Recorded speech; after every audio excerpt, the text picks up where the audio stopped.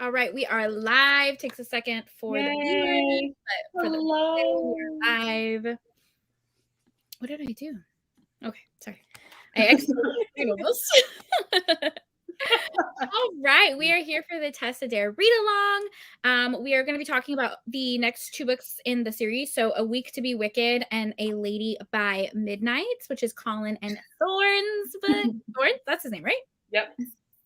I was thinking of his actual name at the end. Oh, yeah. Samuel. Wait, okay. We'll talk about it in a second, but I think there was a scene where she was kissing him and she called him Samuel, and I was like, who the heck is Samuel?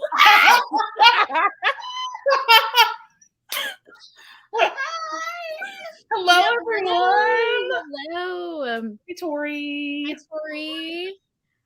So happy to have you all here. It's funny how the comments just all show up at once. Yeah. Just populated. Yeah, see, I was like, Samuel doesn't suit you. And then I was adding stuff that wasn't even in the book, and I'm like, this makes sense because his childhood was robbed from him. And I was like, focus, because I literally just finished this a couple hours ago. But yeah, I was like, from Paris. Oh my gosh. Oh wow. What is the time difference there? What time is it for you? I think 6 hours. Wow. 7 hours. Okay. Like That's cool. Very cool. yeah. I checked the time zone for this live show about 5 times. Because last week I got it wrong by an hour. I always do that. I'm like, what's YouTube telling me? What's YouTube telling me? PST. I think I'm learning from doing all these live shows the difference in time. I have EST and PST in my mind, but it's this one that Rachel's in CST. Is that what you're? Yes. It's because Rachel and I are CST. Yeah. We messed up. I have been in such a historical mood because of this read along. I went through a stage where I was only reading historicals for my book clubs, but now it's all I want to read. So it's exciting. Very exciting. Yeah, same here. And they've just been cozy, and I love the way that historicals does my tropes, like marriage of convenience. I'm like, this is what I'm here for, because it's been a minute. Yeah, it's been a minute since I've been picking them up, so this has been so nice. It can be more dramatic and campy because of the time period. A marriage of convenience, it can work in a contemporary book, but I don't feel like it works as well. It just makes more sense because of the time period. Mm-hmm. But let's go around and introduce ourselves and do the rating for A Week to Be Wicked. We'll start with A Week to Be Wicked. So go ahead, Avery. Okay. Hi, I'm Avery or Ava from Ava's Romance Books, and A Week to Be Wicked. I haven't solidified my rating yet. When I first read this book, I think I gave it 4.5, and I think I might just keep it there. So yeah. Cool. Rachel. Hello, everyone. I'm Rachel from Rachel Reads and Sings. This is my first time rereading both of these books. What about you, Ava? I think this is my third time, I think. Damn! I don't remember, honestly. Tessa Dare stan. Yes, we love our Tessa Dare. We love her. But my ratings haven't changed for either of these books, but for A Week to Be Wicked, I gave it 5 stars the first time around, but I feel like it was maybe a bit more of a 4.5 at the time. And then upon reread, I feel like I just appreciated Colin and Minerva's story so much more. So it's definitely a full 5 stars for me. Cool. Miss Tiffany. My name is Tiffany from Tiff Talks Pages and Neverland Pixie on Instagram. I don't think I'm ever going to change that. But you are. I just it's a vibe. And this was too. I loved Colin and Minerva. For me, this is a 4.5. I absolutely loved him, and I loved how his rakish past. I loved how she was bookish and didn't feel seen, and I loved the forced proximity. It's my favorite trope because it's so versatile, and the growth. I love it. I am Colin fan, so yeah. I'm Sam from Books with Samantha. I fucking love this book. I give it 5 stars. Yay! My favorite one that we've read out of the 4 that we've read so far. I love Colin. Like, I feel like he is the definition of like a perfect historical hero for me. The banter, he's sweet, he's funny, he's teasing, he's sexy. I think also I like an adventure romance where they're like going on a trip together or something like that, because I tend to rate like road trip romances and stuff very highly. It's just fun. I love it. So yeah, 5 stars. I'm really excited to talk about Colin. He was my absolute favorite. And I loved him in the 3rd book too. Yes. I was like, Zaddy Colin? I'm like, this is even getting better. I need to know more. Like, this is even better. Like, yes. I love how the series continues the couples. Like, you get to see the couples in different stages of their life. Like, that's so fun to me. Yeah, because not all series do that. Sometimes it just feels like the character, you know, the author picked a side character and went with it. But this is all connected, which is fun. But yeah, I loved Colin. I loved his growth and his character arc. And oh my God, the scene that I knew that I was just like, yes, Colin's it for me, is when he was writing the different names for her. Yeah! I was like dead. I was like, I love you. Took me out from the very beginning. Like, what do you want, Melinda? Miranda? Morgana. And it was so sweet because there's a moment where like he lands her name in that conversation. And I'm like, he's just doing it to needle her. Yeah. Yeah, absolutely. We lost Tiff for a second. She might be dealing with full internet issues. Maybe her computer died. Oh no, I thought she was charging it. She died. Oh no. She'll come back. We'll see her again. She'll come back. She'll absolutely come back. But yeah, so the premise of this one, for anyone who would like just hopped on the live show and didn't actually read the book, Minerva is she an archaeologist? What is she? Geologist, rocks. So she really wants to go to like this scientific center to like show her discoveries that she's found in Spindle Cove, and Colin is there. He's a viscount. Is he a viscount? Yeah. Mm-hmm. And everyone thinks that like he's gonna marry her sister, and she does not want that to happen. She really doesn't want them together, because she doesn't feel like her sister would be happy. So she ends up convincing Colin to kind of ruin her and take her to the scientific like events, and they go on this like road trip together. He's gonna get some money. She's gonna get to go to the scientific thing. I keep calling it a thing. Symposium. Oh yeah, that's what they call it.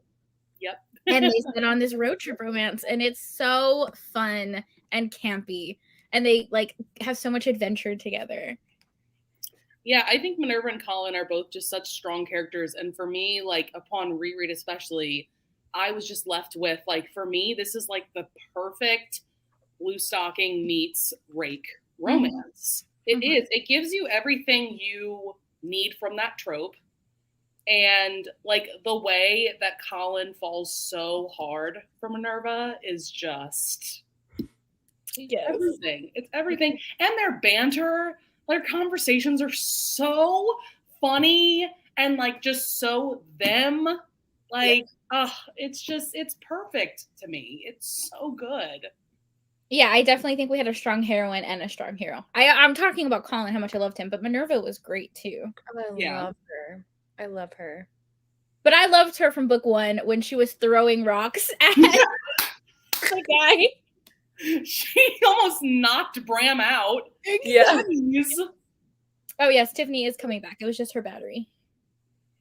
And then like, because in book 1 too was also the scene where she was like, well, I'm gonna fight a duel with you for my sister. For Diana's honor, right? Yes. Like, Minerva is crazy and I love her. She knew what she wanted. Like, she was willing to go for it, and she was just so funny and smart and sweet. Yeah. She's back. We just went over the synopsis. That's it. Oh, I was watching. I'm like, they're making me want to up my rating. You should. I see it. I was like, let me go in with the right size, because already I think that their relationship was set up so well in the first book. It literally kind of stole the show for me, to be honest. In the first book, I was like, all I want is Minerva and Colin. And it delivered. I mean, she was so clever in the beginning, and I love how he's so reluctant, and he has all these like morals and codes of like who he's gonna ruin, and his backstory. I see you in this series how they all have PTSD, but they stem from different things, and they all served, but like in a way. But I like that their PTSD hits in a different way. It's not just one note, and I thought that that was really beautiful. And his backstory and why he can't sleep and why he is such a rake or has this reputation of never going to bed alone. Right. The explanation was just like, oh, it got me. And her, like, she was so headstrong. She was so freaking smart. And I liked how she was so afraid to like get excited about her feelings for him. Like she was so afraid to be like let down. You know what I mean? And they were just so sweet. They gave me everything. Yeah. And I agree with you, Samantha. I love that we were on a road trip. Like we were going along. Like we had a freaking, we had adventure. Yes, there was so much adventure. And I know like she really wanted to go to the symposium, but like I feel like he gave her like so much more like freedom and confidence along the way that she wouldn't have expected. It was so good. It was just so good. My one tiny critique. I have the tiniest critique. And it's not necessarily like a consent issue, but there was a few scenes where Minerva like stopped Colin, like, oh, I don't want to do this. I don't want, like, maybe this is too far. And he like got really oddly offensive about it. Like there was one scene where they were in like a meadow or something, or the field, and she's like, listen, I don't want to be taken here in the field. Like that's not what I want. And he got like actually upset at her. Like as if it was her fault that she wasn't willing to like go all the way with him. And I was like, Colin, that's a little toxic. I don't like that very much. But that was just like my tiny little critique, just tiny. I'm trying to even remember, I'm trying to remember what you're talking about. Yeah, I think that was the point where he had feelings for her, and he thought like she, just at the point where like he starts to fall, and like she's taking into account all of the things that he said, like not to take things too seriously, not to take things at face value. So she's like, I don't want to just be another. I think he got upset because it was like, yeah, he got upset. I noticed. And he's like, oh, I'm not good enough for you, and like, there we go. You think you're better than me. It was like a very tiny like blip in the matrix that I was like, why is he saying that? That doesn't make any sense. Yeah, I remember a moment where she was like, don't be cruel. Yeah. Like, then he was kind of like throwing it back in her face, throwing something back in her face. And she's like, don't be cruel. And he's like, I'm not being cruel, I'm being realistic. And I just think it was him like pushing her away and like, I mean, I see what you're saying though. But that's my tiniest critique. And he fixed it like super quick. And I understand he was insecure, so he took it as rejection. But I just yeah, and my big thing is as long as the author doesn't play it off as if it's okay, and she clearly didn't, I'm fine with it. And like that's so Colin's character to like have moments like that. Yeah. I mean, he's learning, he's growing too. Yeah, I noticed that too. I was like, okay, Colin, so it's okay for you to throw a little tantrum. A couple tantrums. You know what I mean? They happened a few times, not just like with the steam, but just with his actions, because he was ready and she was taking what he said at face value. She was not. I loved her as a heroine. I was like, that is just so relatable. Like, I'm not gonna get elated. I'm gonna like measure my response to this. This can't be real. This can't be. Each heroine has a little bit of that. Have you like clocked that? Like I saw that with Kate and Thorne. It was like, it can't be me. Like it's not, they're not like seeing themselves as this is that they really are. And so like that, he had a couple tantrums, but I do like how in the end he was so hell bent on like he was gonna be enough for her. Okay, it was like I'm gonna be enough. Where we see a little bit of a flip in the third book, but it's like I'm not good enough, but I can be good enough, and I will be good enough, and we're going to this freaking expo. I loved that. He's like, I made a promise to you, and I'm gonna keep it in the rain, in a carriage, like whatever I have to do, and that was just so precious. I wouldn't consider Tessa Dare older historical, and her books have no consent issues, like absolutely none. It was more of a miscommunication. Yeah. He felt rejected. She felt rejected. That was it. Yeah, I do remember that scene now that you're talking about it. Like, if y'all had to name your favorite scene or like your favorite like top 2 scenes in the book, what would they be? I know it'll be like really hard. One that will always stand out to me is their first kissing scene in that cave. Yes. Oh, so good. So good. I know one of them is when he said, when we get back, can I court you? Towards the end. And she's like, Colin, you're literally inside of me. He's like, so much. He goes, but you deserve to be courted. I want to spoil you. You did like when that I absolutely loved. And then it's so good. I was like, oh my God. When he said, can I court you? And like Colin, of all people, after everything, that whole journey, like his growth of, I think too, when he finally he's ready to tell her the full story of like what happened to him as a child, him being that made me want to cry. I'll cry right now. Yeah, that's such a good scene. And that moment where he's like, he said something like, if you die, I want to die too. Like it was I can't remember what exactly was happening. But I was like, oh my God, Colin. I know. I know.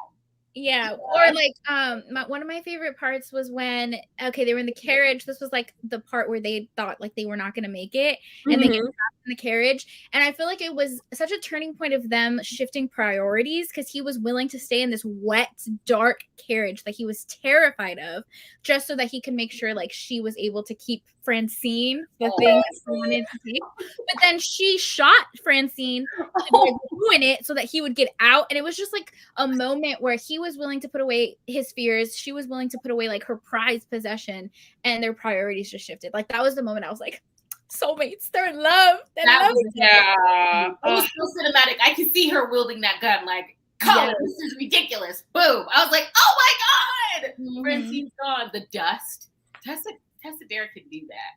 She could like create a moment, because it was comedic and it was also heartwarming, and it was also like, yes. Yeah. Oh, there's so many good moments. Yes. Someone just commented about like her singing, and like, yeah, I love his like how proud he is of her. He's so proud and supportive of how smart she is, and like how clever she is, and just like everything about her. And it's just so good. It's so good. Yes. Like when he said he wanted to, when he feels like he's the reason that his parents died, and he was like, I need to pitch it to her because she's gonna give me, what did he say? Her certainty. He loved her certainty. So he's like, if she's telling me that I'm not guilty, then it must be so. I was like, Colin, I mean, these reformed rakes though. I mean, oh, you're right. It's such a perfect like romance. It's such a perfect like reformed rake. Historical. I loved it. Yes. And also laugh out loud. Hilarious. Like the scenes when they're just straight up like trolling people. Like, when that family thought that they were siblings doing stuff. Oh my Dead. The tally ho thing. You're cracked. You're cracked. Do you remember when they were like driving by their carriage at one point, that family, and she asked like the son who had a crush on her, like, please let us go with you. And he goes, I'll pray for you. Yeah. And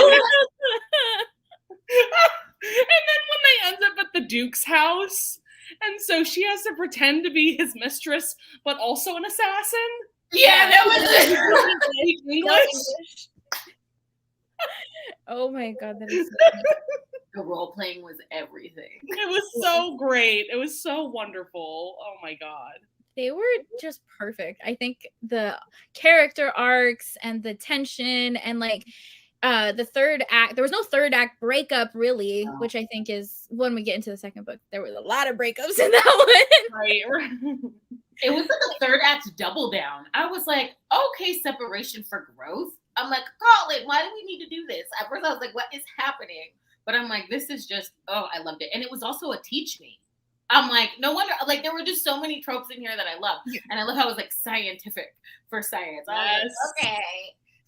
When they were done, she was like, that was fascinating. I was like, oh my God. I loved the I loved how they were at that market and like they just were all their money was stolen except for this one coin or something that Minerva had, and she goes, "Oh, we just have this." And they're like, "Okay, how about we just make the most of it and like have time at this fair, have a good time." And then like all those kids come up to them and stuff, and then like she gets in like the shooting match with those guys. Oh, and he gets held hostage. Yeah, like the highwayman. So much happened. It's Yeah, like like now we got a highwayman. Yes. So many hijinks. But it wasn't too much because I feel like I have read books just in general where it gets to be a little bit too much and I'm like kind of over it. And like, no, everything about this was just like so perfect. Everything. Yeah. Okay, we have some people hopping in now. So we'll go over our ratings one more time. I gave this one 5 stars. Avery, what'd you say? 4.5. 5 stars. I rated it 4.5, but you know. We're making her bump it up to a Yeah, we're making her to bump it up. The whole time I was like, this is gonna be my favorite. Colin's my favorite. I was already talking about Colin for the first book, so I was like, Tiffany, let's be measured here. But, no, I was just like, I'm in love. I'm in love. Yeah. And I listened to it on an audiobook, and I think the audiobooks are just fantastic. They are very well done. Yeah. I listened to this in one day. I read the first one Friday and the second one Saturday. Mm-hmm.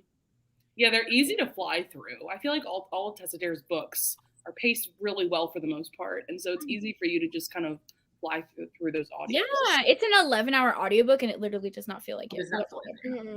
Mm-hmm. And I like that we were on the road and we got a peek back at Spindle Cove too, because they're trying to like solve like what happened. Oh my god. Her mother is she's like, my intuition is always right. She is one of the funniest characters of Spindle Cove for me. I love that she's featured. I'm pretty sure she's featured in every book of the series. And oh my god, she's absolutely hilarious. The way that she just keeps trying to like marry off Diana to somebody different, and the Marquez has to be here for her. I was like, okay, girl. Right. Even more iconic. I felt like she was even more iconic in A Lady by Midnight, and I feel like we saw less of her in that one. Oh yeah, because she was trying to get her to marry the cousin. Yeah, I'm like, girl, stop it. I feel like that's a good segue into the next book. Yeah. Which one is that one called again? Oh, Lady by Midnight. You're right. By Midnight. So, Avery, what was your rating for that one? A 4.5 star. That's just your rating across the board. Yes. I feel like that's like not the usual rating. I've seen a lot of people give this one 3 stars. So the first time that I read this, I gave it 4 stars. And I feel like I almost want to bump it to like a 4.5 upon reread. God, I just love Kate and Thorne so much. And something, I remember the first time that I read, I was like a little annoyed with the family subplot. But this time around, I was like, no, I thought it doesn't take away too much from the romance. Mm-hmm. And it's all paced very well. So I was cool with it this time around. Okay. So I might have to bump up A Week to Be Wicked because I did like, but the thing about the angst in this book and this like put me through up and down trials. Every single time I had a thought when it came to Thor, like Tessa Dare wrote it out. Yes. Like, okay, we're dealing with this. Like, so I ended up rating them both 4.5 stars, but like, I really enjoyed the romance in here. I enjoyed the angst. I enjoyed like the soul wounds in this. This was like a heavier book, and Thorne was a more, he was a more broody of a hero in a different way, and like I appreciated their journey, like all of it. Even though I had issues with his secrecy, right? So he was also wounded, So I really loved this one as well. I think the title, it's A Lady by Midnight. Is that in reference to like what her mother was? That's literally what happened. What was going to happen at the ball in the end? They were like, "We'll make the announcement at midnight that you're a lady." Oh, I see. I was thinking like Lady of the Night situation. I think also it's like in reference to like her relationship with Thorne and like when you have an intimate relationship for the first time, that makes you a lady. You guys are so right. That went right over my head. Great question, because I'm right over my head. Okay, so I didn't hate it. but I certainly did not like it. And when I finished it and went on Goodreads, I gave it 2 stars. Okay. And then I sat with that feeling, and I was like, that's a little harsh, Samantha. It was not a 2-star. Because inherently there was nothing problematic. So I bumped it to a 3-star. But I definitely did not like them. I didn't like them individually as characters, and I didn't like them together. This is a safe space. This is all you can do. Yeah, exactly. I can't help my facial expression. Sorry. I know. I thought there was something much more nefarious going on with the family. Me and too. When the truth came out, I was like, well, this was very anticlimactic. Yes. There was no need for all of this. So yeah, I was not a fan. That's fair. I mean, and that's, like I said, a lot of people that we're friends with, like, have given this book 3 stars too. So you're definitely not the only one. And yes, the first time that I read this, I absolutely thought the family was going to be villains in the end. So yeah, the whole time I'm like super, super suspicious of them. Yeah. I thought they were like very nefarious. They were gonna like try to steal money, or they were like wanting to like harm her. Like no, they just were like, and it was very weird to me that the cousin was like, hey, let's get married. I was like, what? You guys are cousins.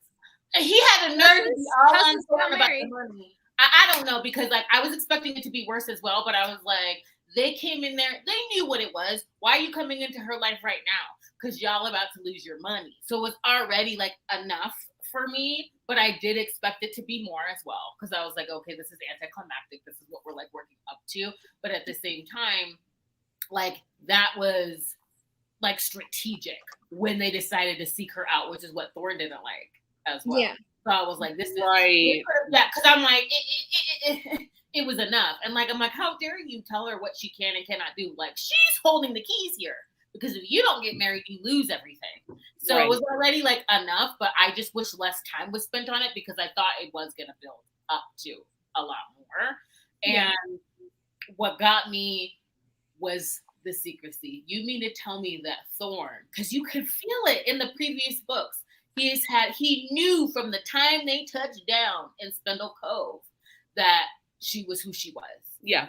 Kept it from her for a year, knowing that the one thing that Kate wanted to know was about her mother. Yeah. Was about her parentage. Like, that's what she wanted to know. And although she built this great life where, you know, of service and helping other people, and like she's sunshine and all of those things, and although that past was like pretty dark and it would have been really grim, that's the one thing he could have given her. And so I was like, so when we get to, I do like how this is paced as well. This was just like great plotting, because I mean, right at the 50% mark, we get to that. And I love how she coaxes it out of him.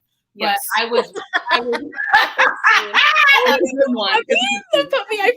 about that. That was a favorite scene. That was funny.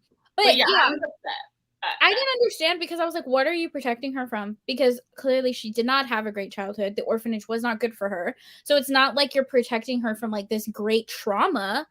I thought like her parents were going to be like freaking enemies of the crown or traitors or something. Like, I thought it was so much bigger than it actually was.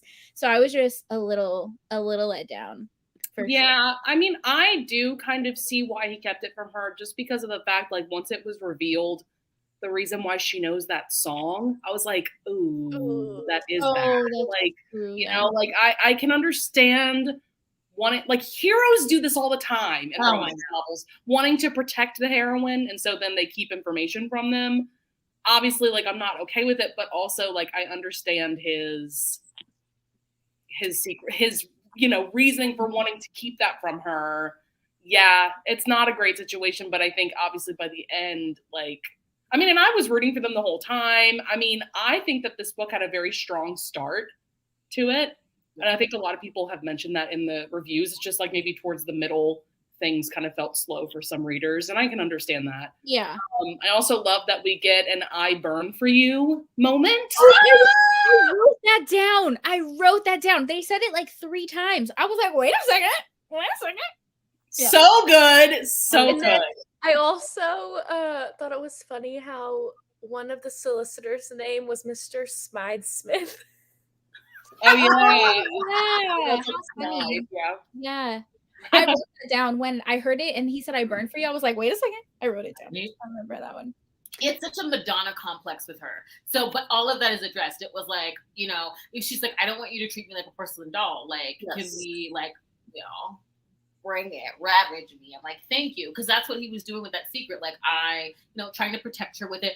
But I do like how Tessa Dare, she addressed everything that I had issues with. It was like, no, you didn't want to tell her because you don't want to be confronted with the fact that you guys are connected in this way. You don't feel good enough for her. He was protecting himself. He also had a horrible childhood that he didn't want to go there for. He didn't feel good enough. Like all of these things. And he was just going to whisk away to America and not tell her anything. And I'm like, what is going on here, sir? Like Thorn. But then I kind of I don't know. I liked my journey of with him as a hero reading it. Cause I was like, this is real stuff. And that's as much as I didn't like that he kept the secret, I bought that someone like him would. And the reason for why he would keep it from her. And I love how she confronted him about it and how she's like, I'm never marrying you. Like the way that her reaction to that, usually I'm so hard on heroines. I'm like, oh, they got upset. Why is she getting upset? Her ire was right-sized in this book.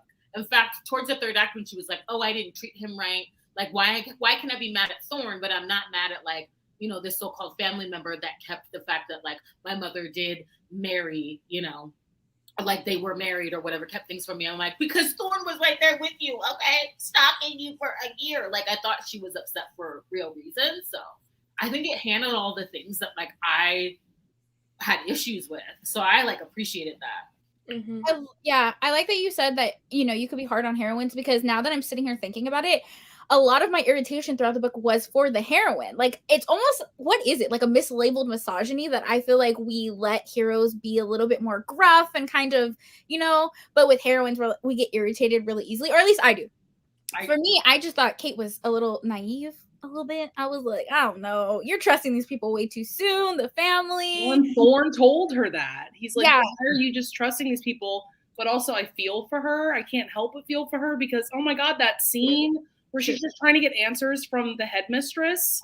Oh my God. What the fuck? Yeah. Oh my God. That was horrible. That was horrible. I feel for, I can't help but feel for her. And obviously, she was very sheltered. And, but one moment I wanted to bring up before I forget is once again, the banter was there. And the moment where I love how Kate will kind of, needle him every now and then. And there was one scene where she was like, you must practice that look in the mirror. That frown. God. Yeah, I agree. The banter was good. I think that's definitely Tessa Dare's specialty, is her humor and her steam, just so beautifully written, both of them. Yes. Even though this wasn't my favorite, I do think that those two things were strong. It was just too hot and cold for me. I feel like it was past third breakup. It was fourth, fifth breakup. It was I love you. We're getting married. Wait, no, I need to go get my stuff together and then we'll get married. Wait, no, now you're going to marry your cousin. It was too much for me. Right. Yeah. I mean, I will say, I think that's why I'll probably never give this book 5 stars, is because towards the end, somebody brings up, I don't mind the over the top duel scene with Evan, but I think there's so many things happening towards the end, and then him going to jail. But I also love the jail scene. I love the jail scene. I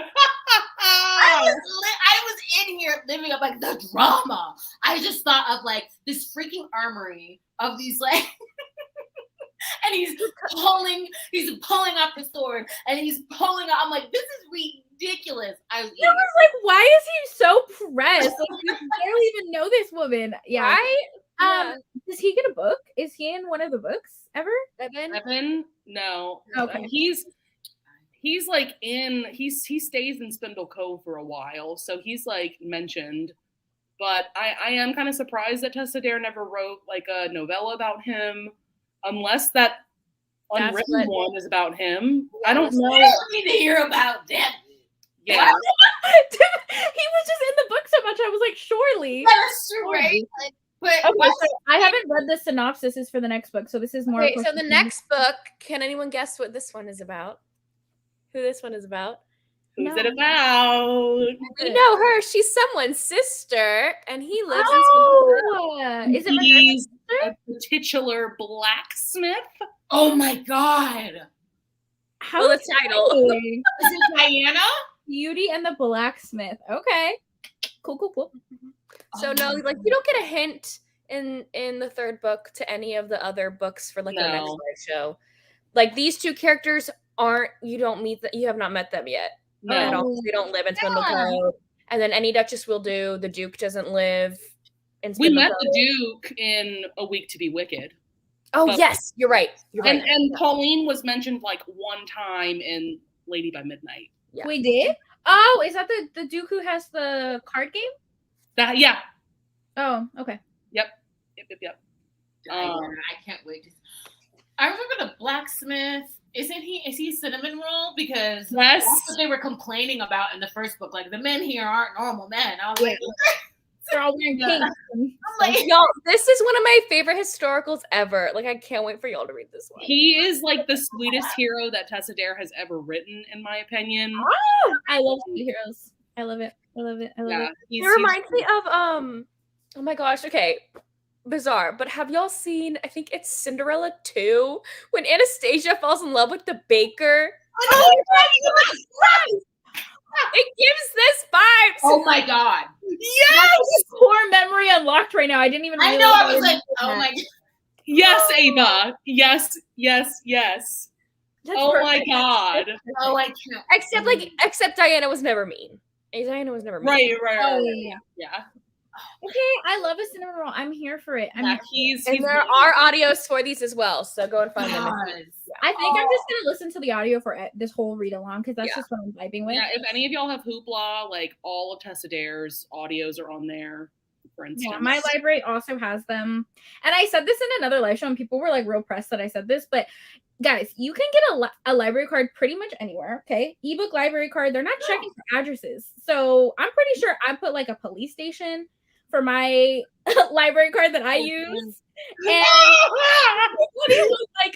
everyone's like, that's illegal. And I'm like, no. At least you're keeping it real. You're giving the real tips. I mean, we all do it. You're just That's what I'm talking saying. about it.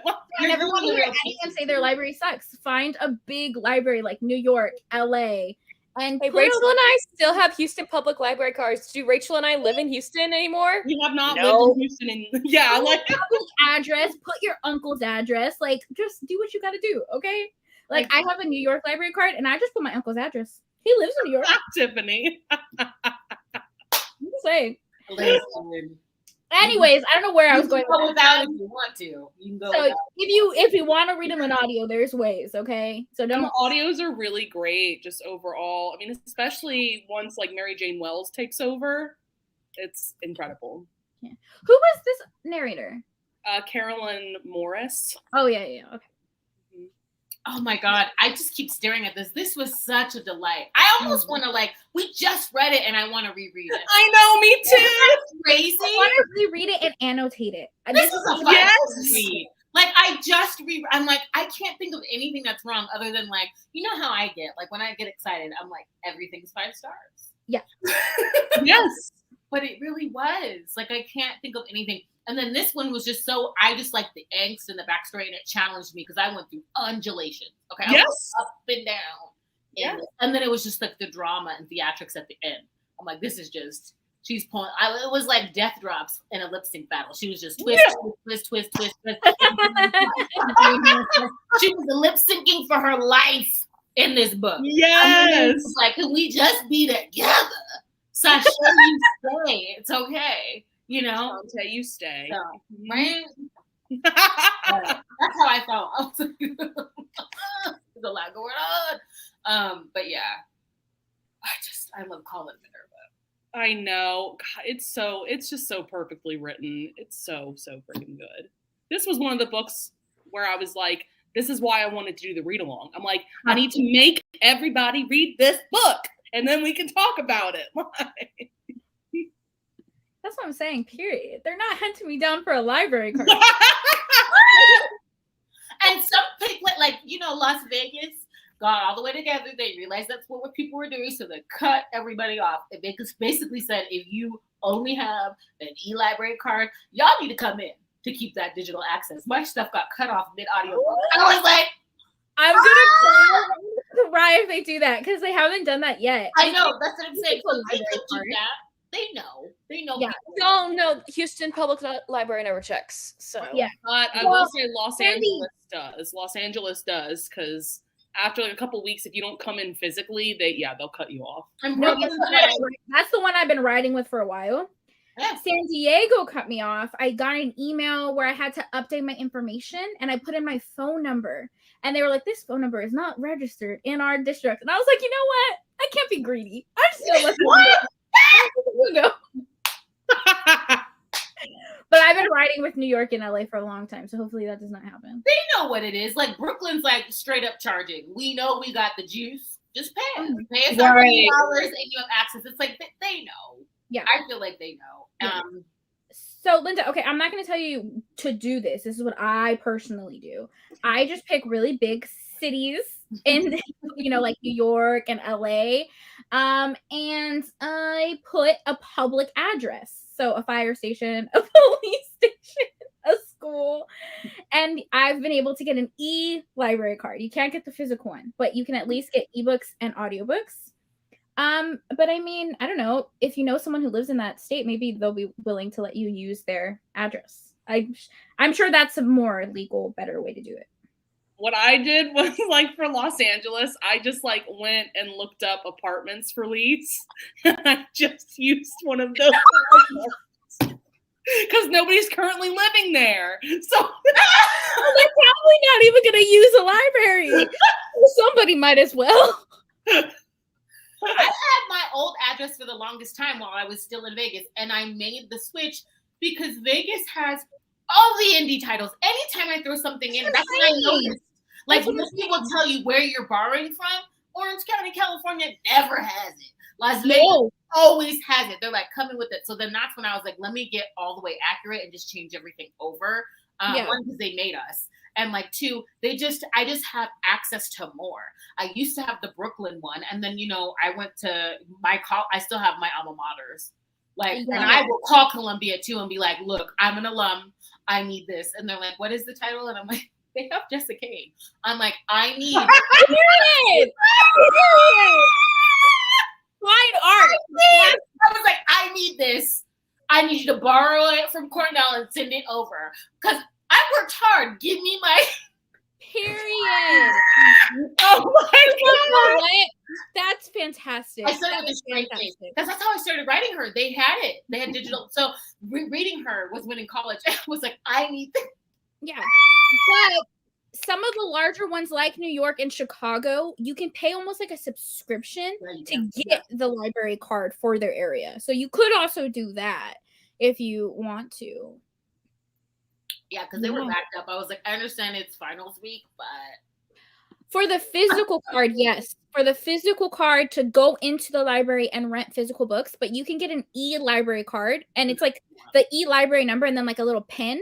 Yes. And it does not require you to go in. And it's instant. It's instant, and you can use that to immediately throw it into your Libby and immediately throw it into Hoopla, and you can get access same day. Mm-hmm. Prior pandemic, you could only have that for maybe like 2 weeks, and then they were like, you have to come in to be verified. But because of the pandemic, they kind of just, forgot.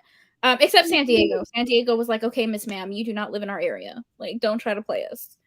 I remember that's how I got my e-library card from Houston, was around lockdown. And then also around lockdown, my Hoopla literally doubled the monthly limit. Like, I could borrow 40 things off of my Hoopla for like a few months, and then it went back down to 20. Man. I didn't even know Hoopla had a limit. I was just living my best life. And then all of a sudden it was like, okay, see you next month. A minute. Right? Yeah, a minute. Now I have to be strategic, so we might need to talk about Houston off camera, because I'm trying to make sure I have all of my audiobooks for book club, and now it's just getting out of hand because I just started getting cut off, and I'm like, wait a minute here, because it's either Hoopla, Libby, Anyplay, and then I'll go to Audible, and now I got Libro FM. Now I just feel like I have so many subscriptions. I'm gonna talk to a librarian or something and see if what we're doing is wrong, but I don't think it is. I feel like it's fine. Like, my mom used to make jokes, like anytime we'd hear a siren drive by, she's like, they're coming to get you. That's what that is. They come and get you, Samantha. Well, gonna bring my books with me in my little cell. Bring my Kindle with me. It's nice though. I really love how Rachel and I though. I love how neither of us live in Houston, but we have the same library card, and so we'll text each other and be like, "Rachel, they have this book or they have this book." Yeah, Houston has everything. Yeah. Well, I hope LA does not catch on because at this point, my mom uses that one. My coworker uses it. Desiree uses it. Like we in it. That's our. Yeah. You know what? They're back up. That's the thing. Good thing about LA and New York. If they catch on, it's gonna be a while. Like, but it is so funny sharing a library card with someone. Because like the other day, my mom downloaded a Colleen Hoover book, and I was like, "Ma, what are you reading?" I was like, "This is the recommendation you take from Book Talk." No, I in my library. She'll take all my stuff, and it's like it's my mom, so I'm like, okay, but I just don't want to discuss it. I don't want to discuss Katie Robert with you. Just read it and enjoy it. I don't talk about it. She has friends in her own book club. Talk about that with them. I know Josiah is everything. Talk about it with your friends. I don't want to. Right. That is so funny. Oh my god, that's how I feel when I'm like, Mom, I do not want to watch Bridgerton with you. Oh yeah. I'm very strategic about what I watch with my mom. I'm not stupid. Right. Like my friends are so my mom and my dad are so like supportive. Like my dad's like, so break down these BDSM books. I'm like, no. My dad is the same. He'll be watching my TikToks about like my dad would never. I'm like, you know what? It's at the point where I'm like, if you choose to watch my content, you just have to like be scarred. I don't know what to tell you. Yeah. Because the other day he was asking about Omegaverse, and I was like, listen. I know. Not Omegaverse. I'm like, I love that you're being supportive, sir, but let's calm down. Mm-hmm. He's so cute. He's like, what earrings are you gonna wear in the next video? Like I love it. I love how supportive he is, but it's like I'm not look it up, sir. Look up BDSM. Look it up. You guys, Google is free. Google is free. It's anonymous with like HEA. He's like, I'm trying to get the lingo. HEA, Dom, sub. He like tries to squeeze it in there. I'm like, Dad, it's not funny. Like, do your own research. Submission. I'm like, we know that's different. Stop it. Not 50 Shades of Grey. Oh my god. Wow. Dead. What you were saying though about like Bridgerton, like, and I think we've talked about this before. I feel like the Spindle Cove series would be a fantastic TV series. Amazing. Yes. The Spindle Cove series, the Wallflower series, or what is that one series? Ravenels. Ravenels. Oh, Ravenels. Oh, or that's like your favorite historical series like ever. Yeah, it's so good. Or the Destiny series by Beverly Jenkins. Yes.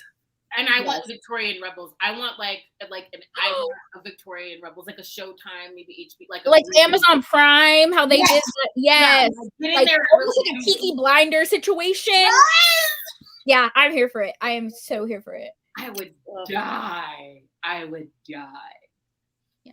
Spindle Cove, I would watch that as a show. Like, I would just be so cozy and like scenic and idyllic. You know what? I'm gonna bring that up. I think that would be a great show. It's a Wallflower series though. Yeah. But that's selfish of me because I just want McKenna, and that's it.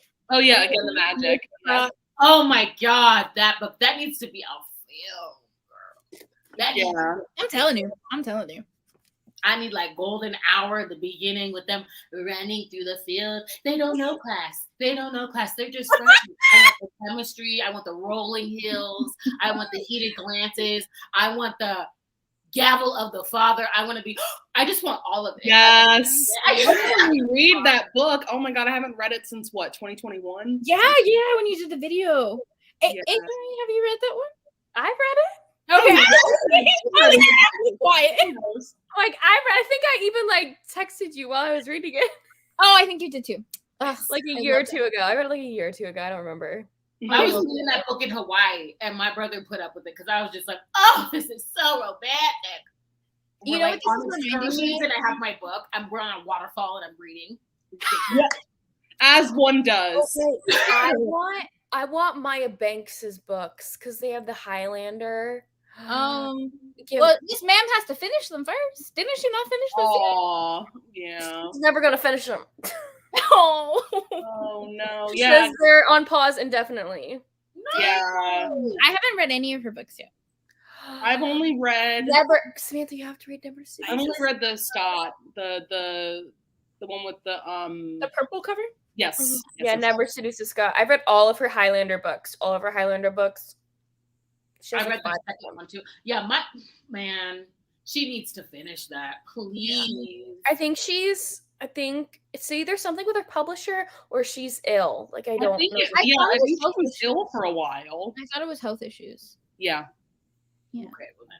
We need her. We need Kerrigan Byrne. We need Tessa Dare. We need their books back. I miss them. I'm surprised Lisa Kleypas does not have a TV show already for her books. I know. Yeah. Like She's also someone who hasn't said a word since 2021 in terms of like any of her releases. That's true. But she's always been kind of absent on social media. She's never Yeah. been heavy social media influence. Oh my god, guys, I'm fucking stressed about these Polygon tickets. If I don't get to see Miss Bev, y'all don't did they go on sale again? Oh my god, I need to tell my dad Nice. he wants to see this. The 9th. Let me put it on my calendar. Oh my And the god. I General can't. admission is $27. Okay, inflation. They were 25 last year. I'm just joking. I'm kidding.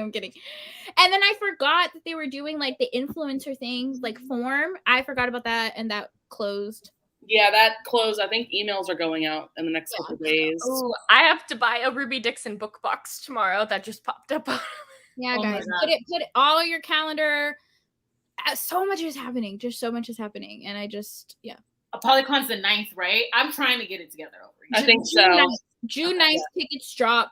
I'm looking at And the I time. think the tickets and the room block are kind of together to make it easier. So just so everyone knows. And they want the deposit right away. They want the room block deposit, like one night stay. Yes, girl. I was like, oh hell no. What? It's not till April. Yeah, they want like the deposit for the room is one night stay. They want that same day. Oh shit.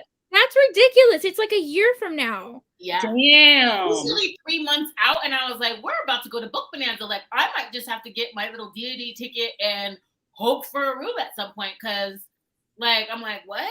Mhm. Same, because it's $250 a night.